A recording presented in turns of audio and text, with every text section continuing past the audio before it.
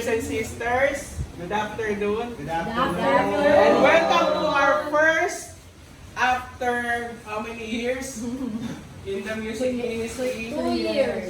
After 2 years, meron tayong first teaching. Congratulations. Bago ko introduce ang ating speaker, bibigyan ko muna siya ng short introduction. Ikaw rin. Ako yun. Okay, so, ang teaching natin is about the what's, why, who, when, how ng music ministry. So nakalagay dyan chapter blanco kasi hindi ko alam yung chapter natin ngayon. Sorry ah. WC 1P. WC. Na ano kasi yung template yan, yun yung tinok ko nung nandun pa ako sa ibang chapter. Kaya hindi ko siya napalitan. Don't Anyway, mention the country. moving on. Wala naman na dito. What is music ministry? But first of all, what is music? What is music? Music is a ano yan? Blessing. It's a gift. Okay. Ibig sabihin po, ang music hindi sa atin yan. Hindi natin yan na-discover o hindi natin yan pagmamayari. Tama si sis. Ang gift ay regalo sa atin. Regalo sa atin. I mean, ang music ay regalo sa atin. Alam niyo naman sino? Alam niyo naman siguro kung sino yung nagbigay sa atin yung gift na yan. Si Lord. Okay. Also, music is a Sunset. Shadow. Blessing. Freedom. Sige. Freedom. Blessing. Ang kukulit ng mga audience music mo. is Sabi. what? Hands up. Ano yan? Blessing from It's above. It's worship. It's a way of expressing yourself. Kaya nga, di ba yung mga musician, kung napapansin nyo, pag nakakagawa sila ng music is based on sa kung ano yung nararamdaman nila yung mga panahon yun. Amen. Merong mga, may singer na about paano siya nagkahiwalay lagi nung karelasyon niya. Di ba may mga ganung singer si Moira. Moira, yan na nga, Moira. Si Avril Lavigne. Lavigne. Kung napapansin niyo yung ano Lavigne? niya, yung parang naghiwalay. Kasi doon lang gagaling na express First time, yung ah. sarili mo. Okay? Okay. Avril Lavigne. Music is a what? Prayer. Prayer. Yes. It's a prayer. It's one Bigyan way ng of jacket si bro. expressing your prayer. Sabi nga, alam niyo na siguro to, kapag nagdadasal kayo, o pag kumakanta kayo, nagdadasal kayo ng twice. And then pag kumanta kayo, tapos sintonado, ang ibig sabihin nun, nagdadasal kayo ng thrice. Ng thrice. Kasi may effort pang kasama. So, kahit sintonado, tinatry yung kumanta. Diba? Mas nag-effort kayo kasi kahit yung tinatry nyo. Yes. So, minsan, kapag sintonado, sino sintonado? Wala nang turo. Lahat tayo nagsimula dyan. Lahat tayo naging sintonado. Pag may mga kantang bago, inaaral natin. Kahit hindi siya worship song, una hindi natin alam ito, no? Aaralin natin. Diba? Nag-e-effort tayo. Nag-exert tayo ng effort. Okay. Next. Music is a what? Worship. Worship. Yun na nga, prayer ni. It's a way of evangelization. Diba? Pag kumakanta tayo, nakaka-evangelize tayo ng ibang tao. Pag yung singer, damang-dama yung kanta, pag nakita nila na umikit, nagtaas pa ng kamay, di ba parang yung ibang nanonood sa kanya, kahit alam natin focus sa alisigan, nakaka-evangelize, nakakahikayat. Kaya kasabi sa atin, di ba, pag nasa music ministry tayo yung makakahikayat sa buong congregation na kumanta or ma-feel nila yung sarili nila in the presence of God. Okay? Okay. Slide, please. Okay. Ngayon, sinabi natin, tayo ay nasa isang music ministry. So, na-define natin ang music. Let's define naman ano ba ang ministry. So, ministry from the Greek word diakoneo. Diakoneo, meaning to serve yan na, hindi serve. Meaning to serve. Meaning to serve. So kung tayo nagsiserve, ano tayo? Serve. Serve. Yan. Ibig sabihin nun, ibig sabihin, server. Merong ano, Waiter. IT talaga eh. Sing, IT. singer. Let's sing, singer.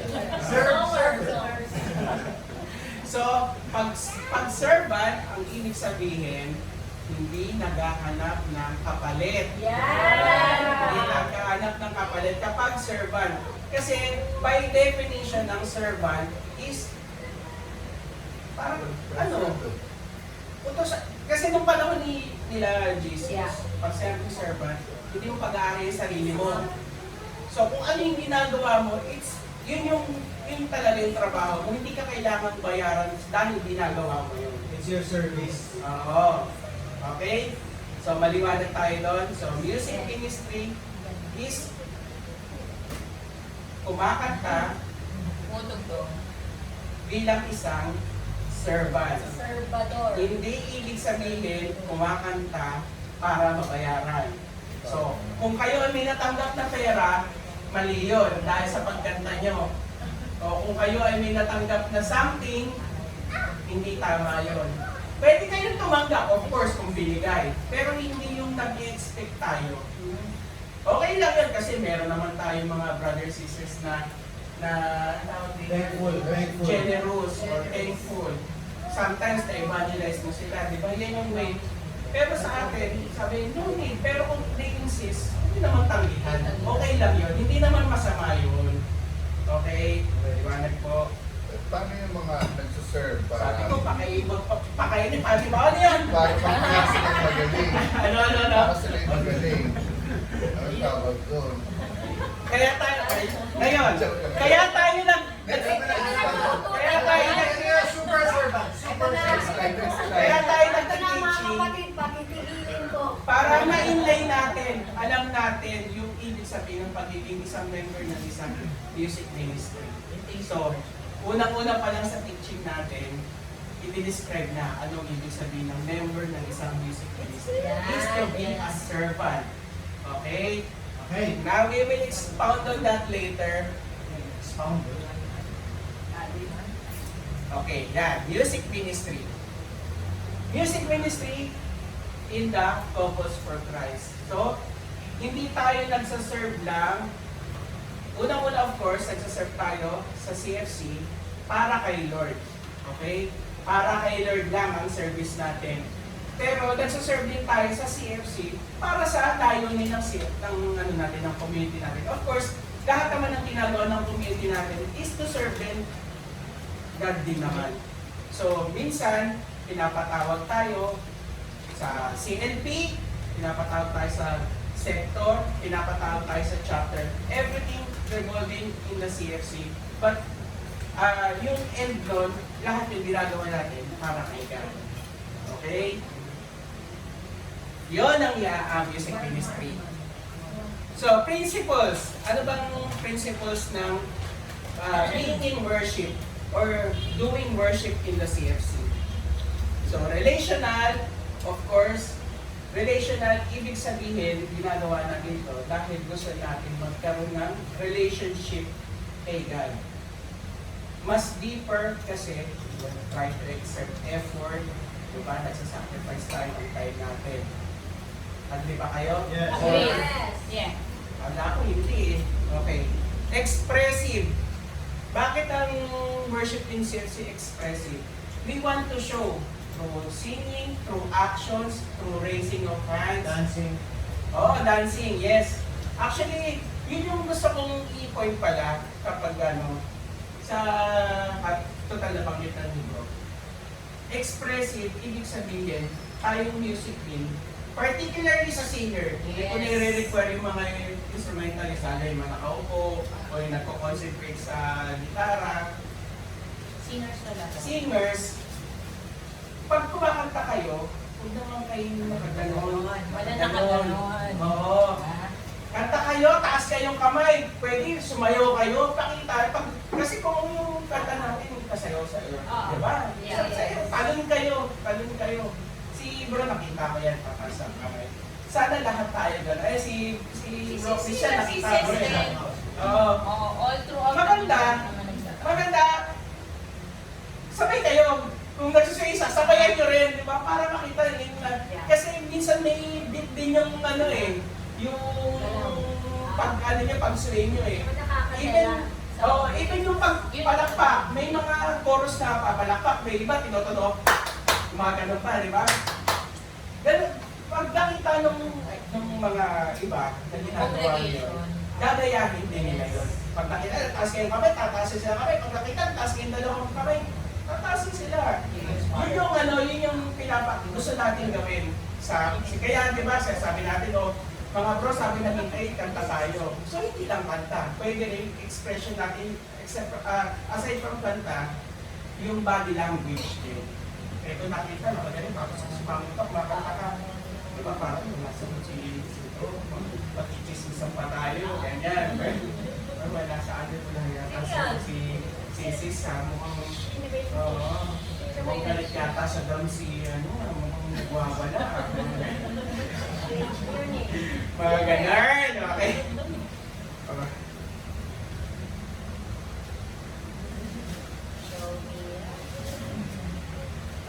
So, expressive. Ano ba yung pinapakita natin pag sabi natin expressive pa? Pinapakita din natin dito kung paano tayo magbigay ng thanksgiving, confession, yung pag-amin natin. Yung pagkanta natin ng In Your Arms, merong total surrender dyan eh. Di ba? Ayan, yung total surrender and there I lift my hands to you. Ano yung words? Yung chorus, to you Lord I surrender. Di ba? Sakto, okay. And then, pinapakita dyan, kung nagsusurrender ka, nag-obey ka rin. And then, pinapakita mo rin yung mga healing mo, kung ano yung mga gusto mong mangyari. So, pag kumakanta tayo, nasasabi natin yung mga nais natin. Okay? Question? No? Yung kagaya ng mga question ni Bro, mga ganon. Wala? Follow up. Pinakain ko na. Kaya sinubuhan ko kanina. Okay. Itong importante. Ito ang gusto kong maintindihan natin lahat. The heart and spirit of a God's musician. Ano daw ba dapat ang nasa isip natin at nasa puso natin bilang isang part ng music ministry? Okay? Una, God's musician is first and foremost a Christian. Okay? Hindi tayo kumakanta dahil meron lang tayong gustong mangyari. Meron tayong gustong ma-achieve. Ang pinapakita natin dito sa pagkanta is, of course, yung pagkakaroon natin ng relationship kay God. Yun yung pinaka-importante. I hope walang ibang reason kung bakit kayo nasa music week kung hindi ito. Ito dapat ang pinaka-importante. Yung magkaroon tayo ng relationship kay God. Mas lumalim yung relationship natin. Nakalagay dyan, be aware and on guard. Kasi maraming darating yung panahon, baka malihis yung reason natin sa pag-join natin na music meet. Merong iba, baka join ako, baka meron akong ma-invite dito sa networking, mga ganon. Sana walang ganun. Open-minded ka ba, bro? Possible. Oh, baka maalok tayo, ano nga sa'yo? Health insurance. Baka maalok tayo. O kaya maalok tayo kumuha ng insurance sa bangko. Diba? Hindi naman sa hindi natin. Okay lang yun. I mean, okay lang yun. Pero, that is, decide ng being Kasi, pag tayo nasa isang ministry na, nagiging close talaga tayo. Siyempre, take advantage. Yan yung sasabi ko nga, perks ng nasa CFC. Kasi nandito na tayo eh. Pero, ang mahalaga, hindi yun yung reason mo kung bakit ka nandito. Ako actually aminin ko, kaya ako na ang CFC dahil lang sa t-shirt na uniform. Kasi nainggit ka ako Dati dati. kasi may blue, may blue. Oo. Kasi yung pinagalingan namin chapter, kapag prayer assembly, lahat corporate shirt. So, nagka-corporate shirt kami kapag misa, yung kapag may first Friday, ganyan. So, backstory.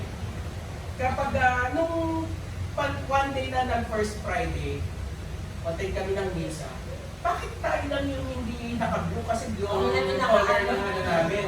Lahat ng nandun. Bakit parang hindi tayo kasali dito sa simbahan? Parang hindi tayo parang parishioner? Kasi di ba, ikaw kung gusto mo talaga, parang gusto mo maging kabilang sa isang group, lalo na kung doon ka sa parish mo nagsisimba, bakit di ka kasali? So sabi ko, gusto ko rin magkaroon yan. So hindi ko namalaya na yung paghingi ko pala nun, magkakaroon ako ng 12 talks na attendan ng CLA. 12 talks before. Pero kayo ngayon, 8 talks lang. Kayo 8. Actually, sa amin, 14 yun. Original talk, isang orientation pa, tapos graduation pa. So 14 talaga yun. Dalawang buwan mahigit ang bunuan yun. Sa buong yun, lahat yun tinulugang ko. Anyway, going back. So, yun. Beyond guard. Sana yung reason natin is magkaroon ng relationship kay God.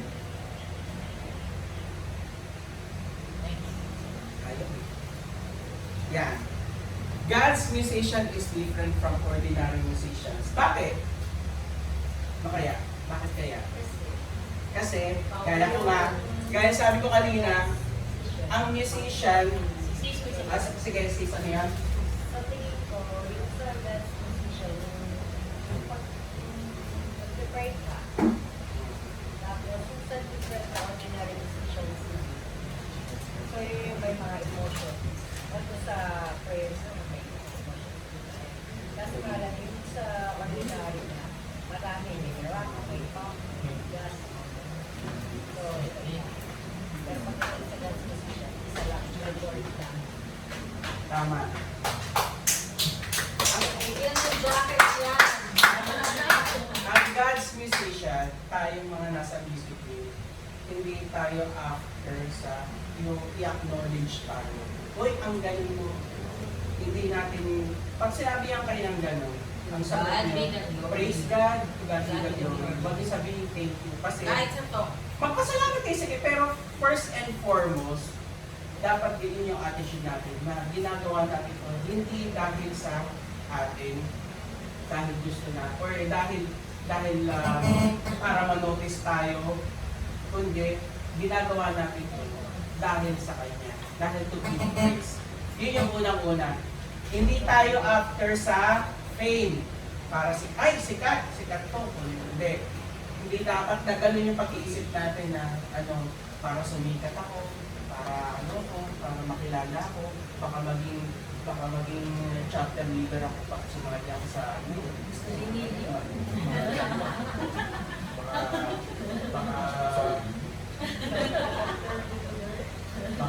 Ayaw nga mag-house. baka through this, pag ako, ma-discover ako ng mga banda, yan, mga ganyan. Diba? Hindi tayo after dyan. Kaya tayo sumali sa music team is dahil gusto natin mag-serve. Ulitin ko, paulit-ulit. Dahil yun yung natin, yun yung purpose natin kung bakit tayo nandito sa music ministry. And then of course, aside of course kay God, hindi tayo after sa fame, but after tayo sa pagiging buti. Okay? Gusto natin ito gawin dahil gusto natin mapalapit din sa Kanya. Okay?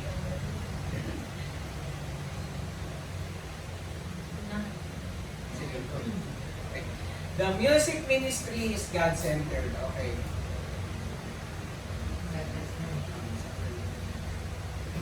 The heart is pure and sincere. Kailangan, pag nagsaserve tayo, is gusto natin. Gusto natin. Sana walang pumipilit sa inyo dito.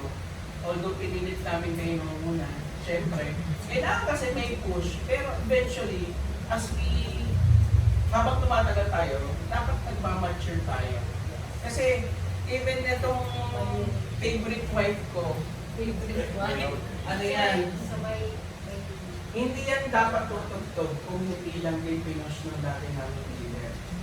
So, kailangan, kasi merong mag-guide sa atin. So, once na nandun na kayo, ang purpose kasi ng mga leaders is hindi naman, hindi kami yung mag-ano sa inyo, magpapalago sa inyo. Ang ginagawa ng leaders is nag-ano lang, nagtatanim lang ng buto. Kumbaga, kung paano kayo mag-grow, si God yun. Si God ang bahala sa inyo. Basta makikinig tayo. Okay? Yun. Sincere. Walang napipilitan, and then, ginagawa nyo to dahil Masarap pa Bukas ba? sa loob. Ha? Masarap ang pagkaan. Masarap ang pagkaan. sa loob. Pwede. Kasi, Kaya pala. alam nyo, hindi naman sasasabi kung mali. Kasi nga, yung calling sa akin, very mysterious eh. Kaya nga sa akin, nagsimula lang sa shirt. Pero ay, doon ang saya. Meron na evangelist dahil sa basketball. Sila. Alam niyo, Sila bro, ang may, laro. yung leader namin, yung isa sa mga leader namin before, nagpa-basketball sila. So may grupo sila. Punta sila sa court. Narinig nila yung naglalaro na. Magkakakampi yung mga magkaka-CFC. Kalaban nila hindi. Sabi, bro! Sabi, bro! Parang curious bakit ganun yung tawag, hindi pa. Kasi pag outside the community, di ba, ang tawag ko, pre, o kaya pangalan, di ba? O kaya, bansag ka, bansag. May iba hindi pa pag mga barkada may mga pangit na pangalan. So, ang nangyayari dyan, yun lang yung parang nagtatanim ka ng bibig. Na parang dahil doon sa simple na tawagan, nakaka-evangelize tayo. So, ganun din kay sa sinabi ni bro, pwede yun yung dahil, ay, masarap ang pagkain dahil. Pero huwag naman sana yung dahil lang. Diba? Pero yun yung starting point mo, ay, ang saya. Hanggang sa iba na yung direction mo. Oo. Ayun sa'yo. Ah. Kaya pa una. Okay. Naisip ako. Humble, obedient, trusting, willing to sacrifice, joyful. Yes. So, humble po ba tayo? Yes. Humble. Humble. Ano ba ibig sabihin ng humble?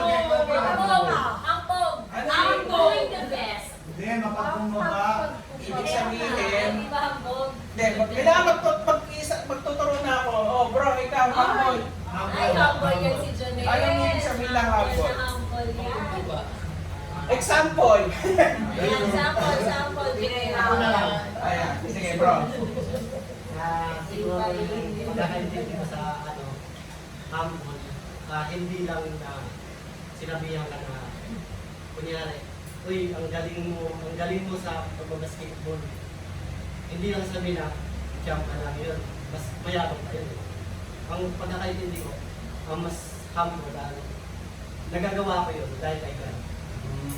Kunyari, sabihan ka na, ang galing mo sa pag-work, ganun, na-promote ka, mas maganda siguro pa kayo kung sabihin.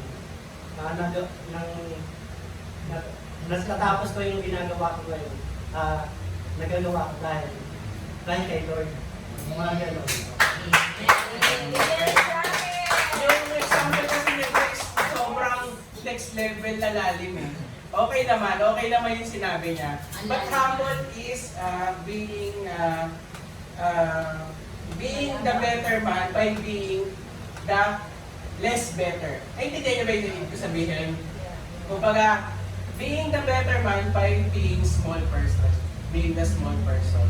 It doesn't mean, hindi ibig sabihin na mas mataas ka, is mas ganun na rin yung attitude mo.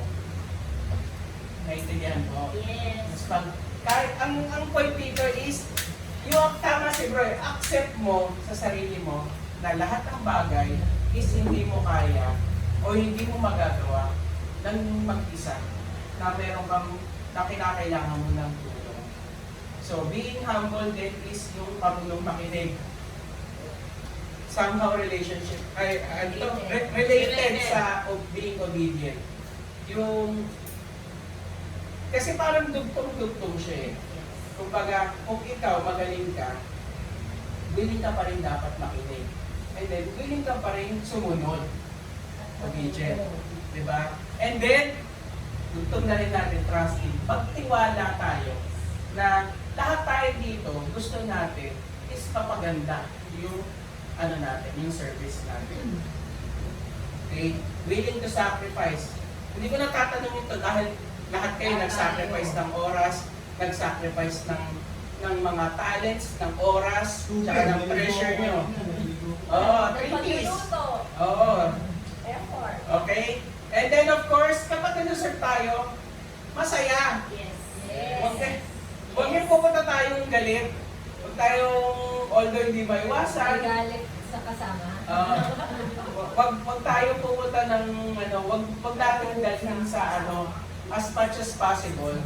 Wag natin dalhin sa practice or sa service. Yung sama ng loob. Yung kung merong mga hindi pagkakaunawaan sa mga lalo sa mag-asawa or kahit sa bahay, mga may nakaalitan sa labas ng bahay or sa loob, wag natin dalhin.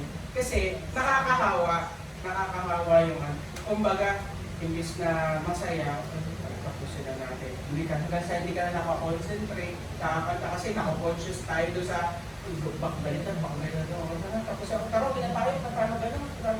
Hanggang sa, sige, yan yun, okay na yan, di ba? Natapos yung practice ng hindi na na-polish yung kanta. Oo, okay. Okay. The Music Ministry Organization. Okay. Ito, hindi ko dapat to sabihin na, pero kailangan niyong malaman. Okay.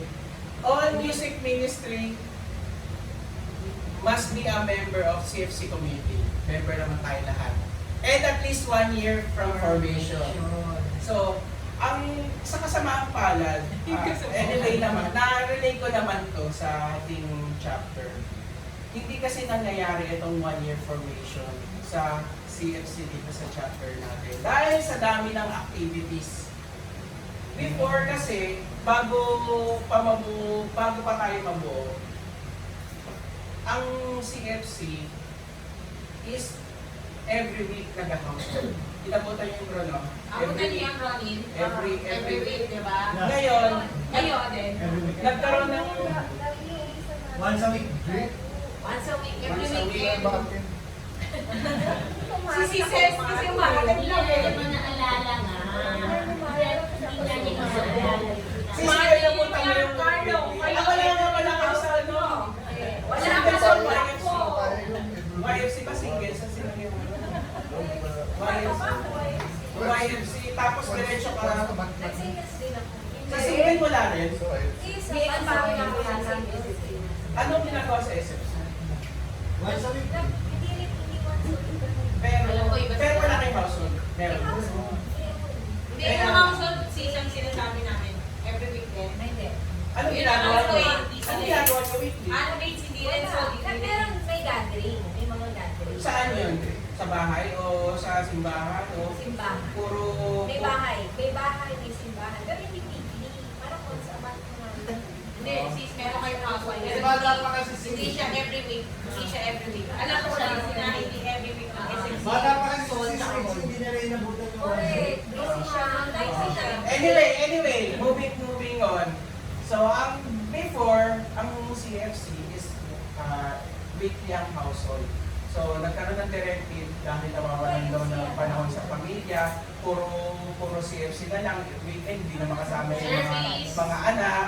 Kung after ng household, meron pang mga activity, ganyan. So, ginawa nila 2 beses na lang sa isang buwan. Ito may Bukod doon, nagkakaroon pa ng mga hindi pa minsan natutuloy kasi tumataon din sa mga natin, may household, hindi na makaka-attend ng assembly yung iba o kaya may teaching, hindi rin makaka-attend ng household, gano'n. So, ang point dito is nawala yung formation na yon. Dati kasi pagka-graduate, Meron kagad teaching, dalawa. Household, ano to? Yung first 1 and 2, One-on-one. hindi. Yung Ah, teaching. covenant orientation. Hindi, bago yun yung dynamics ng household. Oo. Talk 1 and 2 kagad yun. Tapos nun, babalikan nyo yung buong talk nyo. CLP refresher. Yung CLP, lahat yun, 3 months yun, isa-isa. Isang talk, isang meeting. So, paabot na pagtapos, meron pang covenant orientation, 4 na to. Tapos MER 1, tapos financial stewardship, tapos meron pang MER 2. Yun. Yun yung gagawin sa buong taon na hindi natin nagagawa. Kasi ang dami nating activity. Ngayon, given na hindi tayo nakapag 1 year formation pero nabuo pa rin tayo. Kasi depende sa kung ano yung paano yung structure ng organization ng chapter natin. Kasi gaya yan, maliit lang yung members ng chapter natin. Actually, tayo na nung hindi naman tayo magkakasigat, pero tayo yung nasa medyo bata kasi bago tayo, pag sabi CFC, lolo't lola agad yun eh. Kumbaga matatanda eh. Kumbaga biglang pumasok tayo, nagkaroon yung generation natin na meron na. So tayo yung medyo may energy para sa music mean, magkaroon ng ganitong activity. So, depende yan sa chapter natin kung i-implement niya itong 1 year. Kasi kung maliit lang yung community, tayo pa ba mag-1 year kung meron ng marunong kumanta. So may exception dyan. So, yung naging exception natin sa music mean. Dahil kulang tayo. Pero, once na nabuo na yung music mean, dyan na dapat pinapasok yung nagkakaroon ng yung pangalawa ng audition. Prospective members may be subject to an informal audition. Diyan yung tingnan kung marunong kumanta, marunong talaga mag-gitara. Tatanong, pipinuli yung isang ganon, pag dapat, kaya mong sundan, ganon. Tapos talaga meron kami nag-write down yung mga kung pasok ako. Maraming members siguro yun. Kami, maraming tayo na yan. Yes nga, dito nga. So, lahat tayo, maswerte dahil hindi tayo nag-audition. Dahil ako, hindi nga ako marunong eh. Wow! Sinasabi? Natuto na lang ako.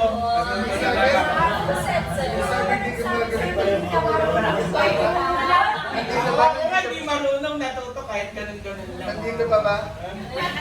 Okay. Is it ba? Ba't wala pala si Sister Charis?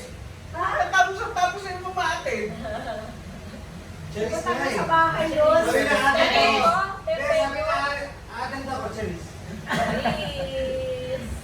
Okay, next. Ito, isa sa mga issue sa pagiging member ng Music Mean.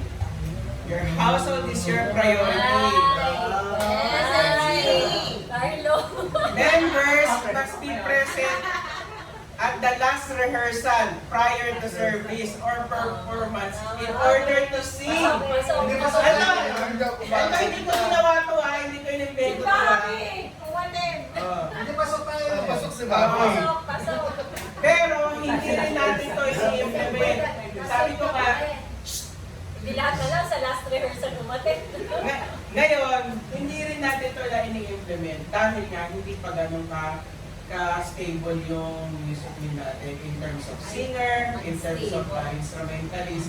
Wala pa tayo, kumbaga, wala pa tayong back-up. Walang backup sa keyboard, walang backup sa drums, walang backup sa guitar. Wala siyang backup kasi siya lang naman ang marunong dito. Ay, wow! Ayun na naman yung hugot!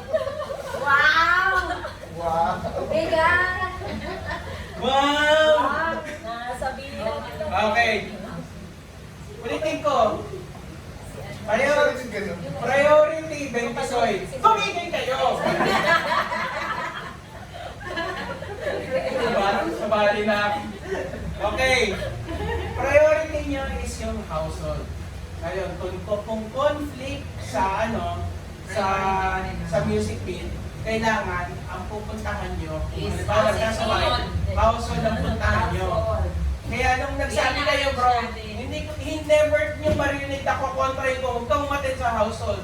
Hindi niya maririnig sa amin yan, huwag kang umatin doon. Hindi, kasi kung yun ang schedule niyo, attendan niyo yun. Ngayon, Okay, baka... minove. Ha? Minove. Okay. Para Hindi. Ang point natin dito, sumatos sa practice din. Oh, Ano yun? kaya pag kapag may, kaya nabababa tayo maaga. Ngayon, kung may changes, advise nyo kami para sa lahat sa inyo, even sa'yo, kapag may changes sa schedule mo, advise mo ko para maayos natin yung schedule. Maayos natin yung schedule ng practice natin. Kasi matataon at matataon, maybe kalahati or more lang, meron pa lang household. Pero magsabi po kayo ha, magsabi kayo para makagkaroon ng adjustment. Huwag naman yung on the day itself. Give us due date at least. Para Kaya lang minsan, makakaroon lahat. pagka nagsabi, pagka nag-advise, hindi talaga pwede mo. Ay, okay lang. Ayos naman yun. Pero again, household ang priority. Walang problema doon. Then, sinasabi niya po in general yata, like he has something scheduled. Oo, hindi. Kung yun, walang problema. Kasi hindi naman natin pwede pagpalit yung ano mo, yung source of ano mo, yung Source of income mo kasi, di ba, ano yun, yung Source of family joy. yun, oo. Back of text. Saka, board din namin tayo bayaran sa araw. Source of money. Upload. Source of money. Ang turo sa atin dyan ng simbahan, ang alagaan mo, health, trabaho, pamilya. So, kasama yun. Tsaka of course, pinaka-importante relationship yun. So, kasama yung trabaho doon. So, hindi, pwede ka naman hindi naman ibig sabihin hindi ka nakapag-serve sa isang music ministry, sa isang service. Pinalimutan mo na yung relationship. Hindi naman ganun. Okay? So, bro, ikaw din, particular mo na kasi napapagal ako sa iyo. Baka naging issue kasi yun eh. Sa akin hindi naman po kasi pagka kunwari po gaya na ito, advance naman po yung Sabado po nagtatawag yung practice. Maga pa naman po nagpapala. Pero Sunday wala ako yan, di ba? Sunday wala po. Pero baka hindi kasi nisweldo. Kaya yun, yun. Si bro din, nababother, baka isuspend niya yung sarili niya eh. Baka may bawas sa sweldo. May bawas sa May bawas ka? Pag ano po, early out ako. Meron naman po tabi, pero sa akin okay lang naman po. Binabawi naman po, nag-OT naman po kasi yung pinag-season na kaya... Kasi nga under time namin. Dahil dyan, kumain ka pa. Binabawi naman po kaya... Pero bro, kung tawag dito, kung halimbawa, hectic sa trabaho, huwag mong i-force, hindi natin naiintindihan. Kung meron di ba kapatid, naiintindihan natin yan. Basta magsabi lang. Makapag-adjust yung grupo. Then, Kasi tingnan natin, baka mawalan ka ng trabaho. tingnan natin kung ma-move natin yung ano natin. Kasi sometimes, kung kabisado yung kanta, isang practice lang tayo. Pero huwag sana ikaling habit yun. Kasi sana mapolish natin ng maayos yung ano natin. Yung, sige. Kunwari, halimbawa lang po ha, si Carlo, kunwari, si Bro Carlo, meron kang event or meron kang hindi pwede sa Takbo. sa CTA na yun, particular. Kailangan ahead para makapag-adjust ang grupo. May backup tayo, si Bronnie, marunong siya mag-is. Yun yung inaano natin, na kailangan nag-uusap tayo ahead, nag-inform tayo ahead, para yung buong grupo nakakapag-adjust din. Halimbawa, si bro, ang lead. Ay, bro, di ako makaka-attend. O, hahanap tayo kung sino yung pwede. Yun. Kasi, kaya rin natin ginagawa to is para ma-force yung bawat isa na maging responsible na ay dapat alam ko na yung kanta. So, maybe si bro ngayon, next week, di natin alam, baka si bro naman, bro Junel, tapos si bro Bobby, ikutin natin. Ganun din sa ano, ganun din sa mga sis, si sis Kuna, tapos si sis ano naman, si sis Mac, tapos ikutin natin yung mag-lead. Particular lang naman po tayo, hindi naman all throughout the song. Yung first verse, yung usually ginagawa na sa slow song. Kasi pag-build up tayo, di ba, maaga hanggang full band yung dating natin. So, yun, para lahat magkakaroon ng chance na ma-enhance yung talent nila. And ma-enhance din po ang confidence. importante sa senior ang confident kayo. Kasi hindi engage yung ang congregation. Dapat dun pa lang, sa inyo pa lang, may confidence na. No? Be confidence. Natiyan pa natin. Be confidence. Ah, We need to be confidence. Close up. okay. Guidelines. Attend all rehearsals as possible. As much as possible. Okay, next. Be punctual. Yeah. Sige, maaga tayo bukas. Sinagahan eh. Tapos, Babaguhin. at least hindi kayo yung huling-huli. Sino? Si Bobby. Buti na lang salamat, Bobby. Sinagahan eh. Okay, next. Okay, ito gusto ko rin itong emphasize. Kasi napaka, ito. Ang pagkakaiba ng practice at rehearsal. Ang practice, ginagawa kanya-kanya. Kanyang mga bahay. Once na binaba yung kanta, nag-send ng kanta, aralin nyo na. Or pag nagbigay na ako ng chords, aralin nyo na yung blocking or yung dynamics. Define dynamics. Dynamics is intro, verse, instrumental. Alamin nyo yun, ano yung nun, kaya nakapapasok. O, refrain, tapos chorus, instrumental, tapos chorus, dalawang chorus na to. Pag-build na, ay babagal to, ay may break to, walang ibig sa instrumental, ay walang instrumental to, hihit to, ay bagsakan to. Alamin natin lahat yon. Yun yung practice. Pagpa-practice kayo, kanya-kanya. Alamin nyo yung pagkasunod-sunod yung kanta. Okay? Kasi ngayon, gaya ngayon, ginagawa pa natin to. Kaya nagbibilang ko, 1, 2, 3, 4. Dapat kasama yon sa dynamics eh. 1, 2, 3, 4, 5, 6, 7, kanta. Diba? May bilang tayong ganon. Although hindi naman natin tatanggalin yan. Pero malaking tulong kung kayo mismo, alam nyo na rin. Alam nyo na, naaral nyo na. And then, when you say rehearsal, yun na yung sama-sama tayo. Kasi hindi tayo pwedeng dito, pupunta mo, hindi pa ako, hindi ako, gamay ko na, alam ko na yung lakit Doon ko pala ng gitara. O, ganun pa, dito pala mapapaan, ito pala yung todo nito, yung sa mga singer. Dapat, pagdating dito, sabay-sabay na tayo, kakanta na tayo. Ngayon, may mali, yun lang yung minor na lang, kagaya ng nangyayari sa atin ngayon, na na-miscue o kaya na mali lang. Kasi pa konti-konti. Adjust. Ibig ko sabihin is lahat tayo sabay-sabay na, wala lang kanya-kanya. Okay? And then, being in a music ministry, gawin natin yung best natin. Gawin natin yung best natin. Sabi sa amin, nung teaching sa amin ko, there is no room for mediocrity sa music ministry. Anong ibig sabihin ng mediocrity? Walang second best. Gagawin mo yung best mo. Kung ito yung level na kaya mo, ito dapat yung gawin mo. Huwag mong gagawin yung pwede na to. Halimbawa ako, pwede na yan, pwede na yan. Gawin mo yung pinaka, kasi ginagawa mo to sa tao pinaka-worthy ng worship. Okay? So, master your craft. Kung kayo singer kayo, kung kayo gitarista kayo, keyboardist,